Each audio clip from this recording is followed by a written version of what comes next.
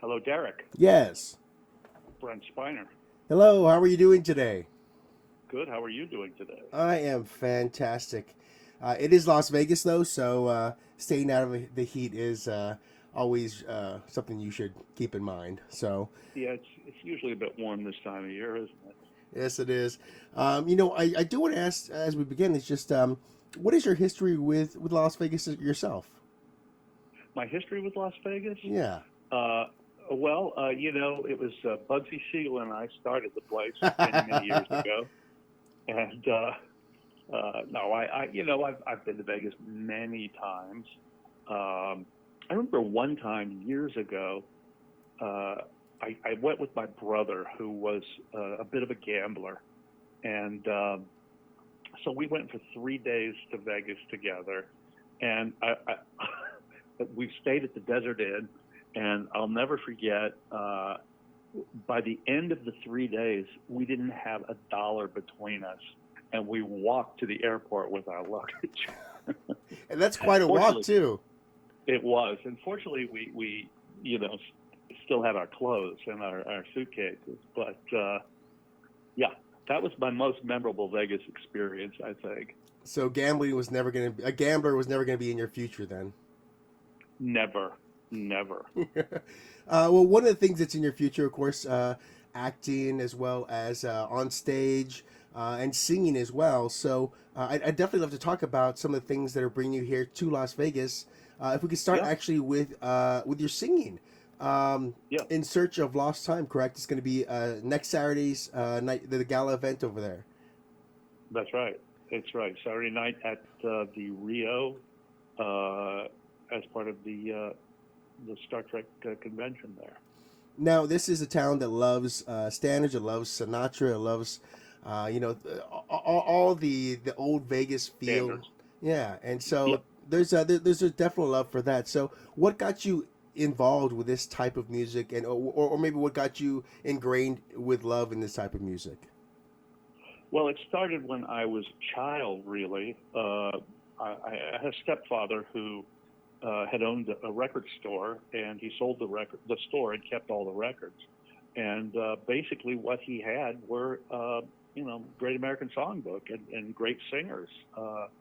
Sinatra and Keely Smith and Louis Prima, and Frank and Nat King Cole and Rosemary Clooney, and on and on and on. And so every night at dinner, that's who we listened to. And I grew to love that music, and I still do. And what drew you to, I guess, from the love of that to actually taking the mic up and singing yourself? Well, I did a lot of Broadway musicals in my life. I went to New York when I graduated from school, and did some Broadway, and I've done 5 Broadway musicals. So singing was always in my oeuvre, if you will. I mean, I came from a high school that I had a phenomenal teacher in high school, a man by the name of Cecil Pickett, and there are a lot of people who were in my high school drama class who you've heard of. Both the Quaid brothers were in that class. Um, who else? Tommy Schlamme, who was co-created The West Wing with Aaron Sorkin, I loved his camera and work; it was amazing. he's a brilliant director. He's now the president of the Directors Guild. He's my oldest friend. We were in high school drama together. A wonderful actor named Trey Wilson, who sadly died many years ago, but was on a track for stardom. I think he made 8 films the year he passed away. But you'd know him from Raising Arizona. He's Mr. Arizona, Oh, and okay. he's the manager of the ball team in Bull Durham, and also in that drama class was Marianne Williamson, who's running for president this year. That's quite the class you had there. Well, it really is, and I'm only scratching the surface. There are many others. Some you may not. I mean, you may not know their names. You might, but we had this great teacher who kind of instilled in us a love for, basically the things he loved, which were musicals.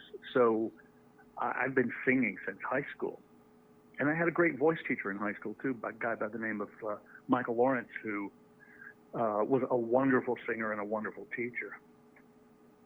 Now, one of the things that I love actually about your music is I'm a huge fan of just vibrato itself, because I started in choir as well. So you have a beautiful vibrato, and I love everything about it, because it's just a very, it's like it's a very sultry way to listen to a song. I know I listen to a lot of nowadays music, and it's more kind of pushed or Right. you know. So what was it that helped you find your style exactly?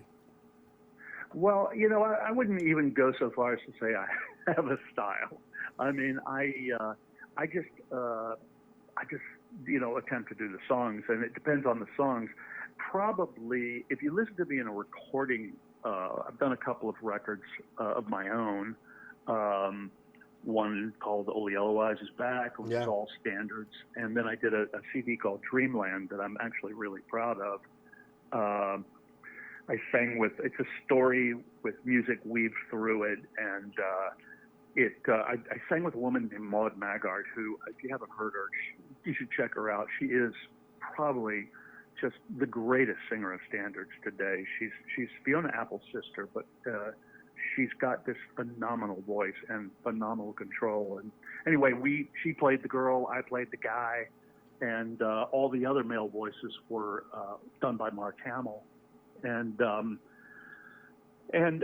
so when I'm recording, I probably have a pretty much a different voice than I use on stage, because you know, again, when you sing on Broadway, it's a whole different deal. You gotta fill the house. So I think I do maybe a little bit of each in this show. And then Old Yellow Eyes, of course, a call back to Sinatra itself. So did you ever have dreams of, you know, taking up something in the DI, or the, you know, or one of the places here in the Sands, perhaps at one time when you were younger? Not so much when I was younger as now. Ah. You know, I'd love to do that now, but you know, I've got this show. I put this thing together, and I'm not really even sure who it speaks to. I mean, I know that the people at the Star Trek convention are going to enjoy it. It's not really Star Trek centric. Right. It's much broader than that, and it really is almost in ways a memoir with music.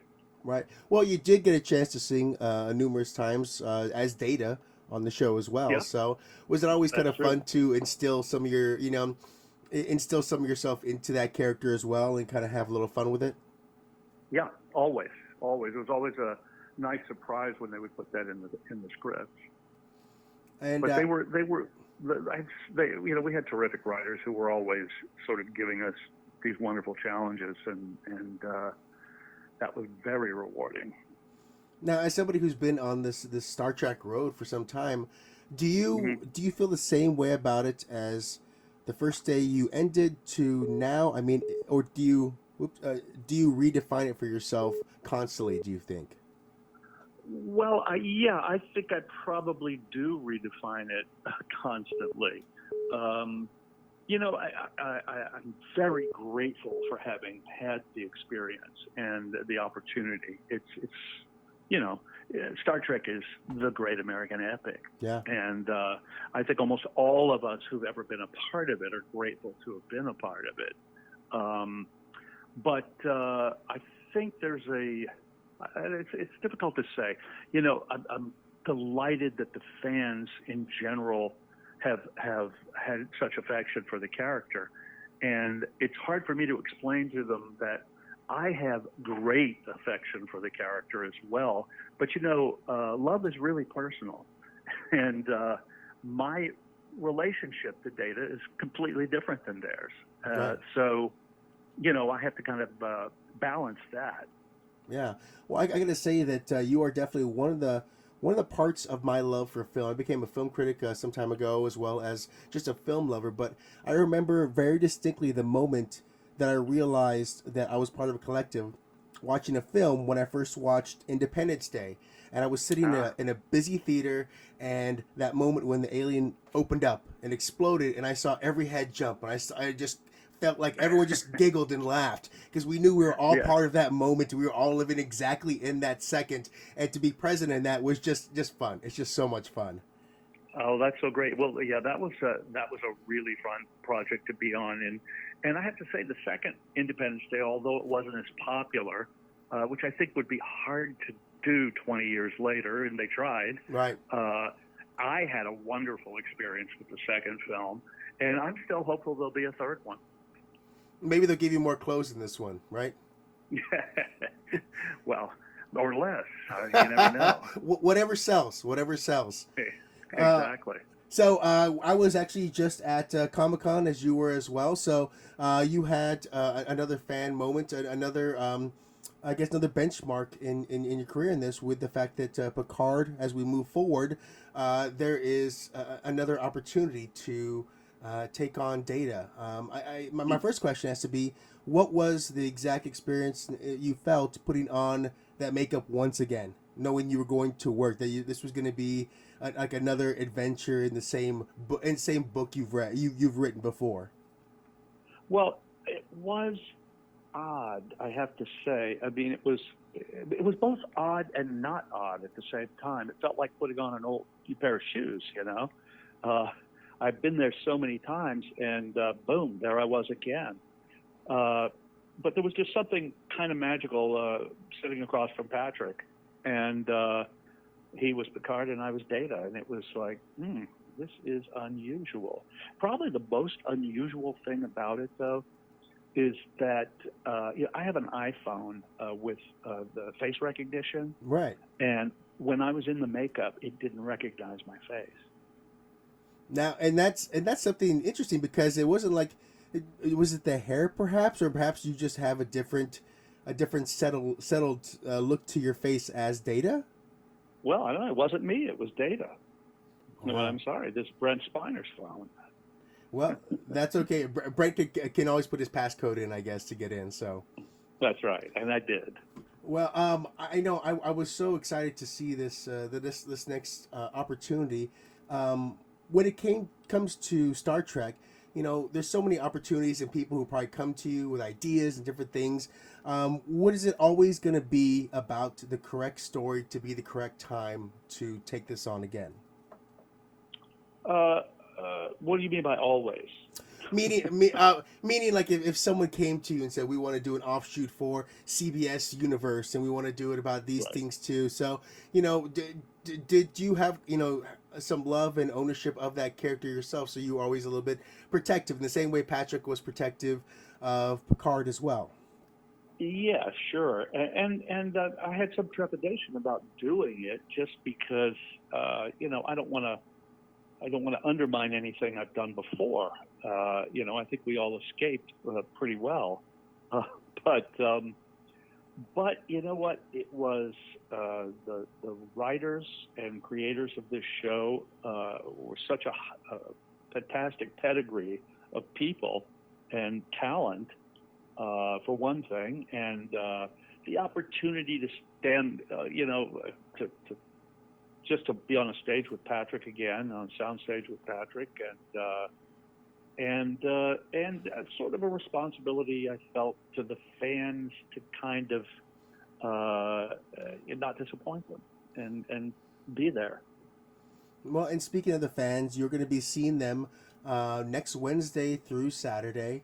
What is it like going to a convention for you these days? What is the positives, and I mean, is the negatives just being away from home? What is it you look forward to most when it comes to these type of conventions?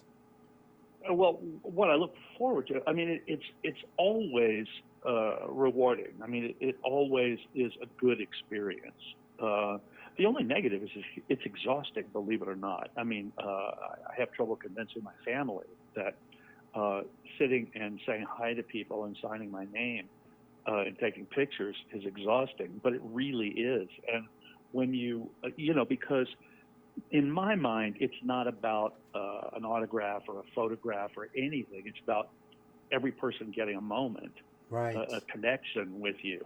And I try to remember that and try to give everybody a moment to remember. And So that's exhausting, and that's the only kind of negative, if you want to call it that, is getting tired. But and by the way, it does not compare to, serious labor. But Right. but it is, young people, young actors who are doing it for the first time are always shocked at how tired they are afterwards. But the best part is just connecting to the fans and just realizing what it means to them. I personally have situations where a lot of kids come to my table. When I say kids, I mean people in their 20s and 30s, who say to me, "I have Asperger's," or and when I was a kid, the only character I could relate to on the screen was Data, Right. and that's just so moving. Well, I was it gonna say fills me up. now that came even more true with Sheldon admitting that somewhat too in Big Bang Theory, I believe, right? So Probably so. that was someone who Yeah, really put the voice to that as well. And I love the fact that you yeah. call them moments and experiences.